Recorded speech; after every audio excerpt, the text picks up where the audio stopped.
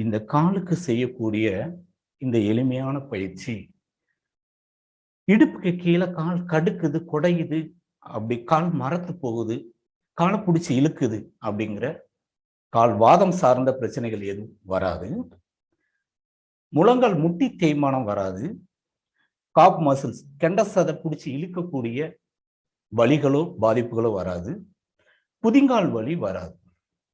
எவ்வளவு பெரிய அற்புதமானது, ரொம்ப ரொம்ப எளிமையானது. இப்ப இந்த உயிர் காக்கும் பயிற்சியில இந்த பயிற்சி எதுக்காக செய்ய வேண்டியிருக்கு அப்படின்னா,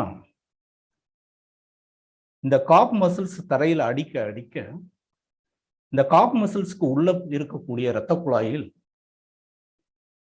இருக்கக்கூடிய வால்வுகள் மிக மிக இதயத்திற்கு இணையான ஒரு வால்வு. இதுக்கு இன்னொரு பேரு காப் மசில்ஸுக்கு செகண்ட் ஹார்ட் அப்படின்னு பேரு. இரண்டாவது இதயம். நெஞ்சில இருக்கிற இதயத்துக்கு இரண்டாவது இதயம் இந்த காப் மசில்ஸ். இதயத்தில் இருந்து காலுக்கு ரத்த ஓட்டம் குறையும் போது இந்த கெண்ட சதை பிடிச்சி இழுக்கும்.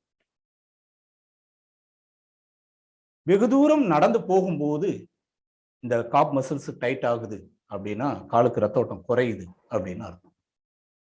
அல்லது உடம்புலேயே ரத்தம் குறைவு அப்படின்னு அர்த்தம். இந்த வால்வு நல்லா சுருங்கி விரிஞ்சுன்னா இருதய வால்வுகளில் அடைப்புகள் ஏற்படாது, மாரடைப்பு வராது. மிக மிக முக்கியமானது இந்த காப் மசில்ஸ்க்கு லோயர் லிம்ப்க்கு செய்யக்கூடிய பயிற்சி. இதயத்திலிருந்து ரத்தம் கால் பாதம் வரை சென்று மீண்டும் திரும்பி வருவதற்கு பம்ப் பண்றதுக்காக தான் இந்த வால்வு இங்க இருக்கு. ரொம்ப ரொம்ப முக்கியமானது லோயர் லிம்ப் காலுக்கு செய்யக்கூடிய பயிற்சி. ஓகே.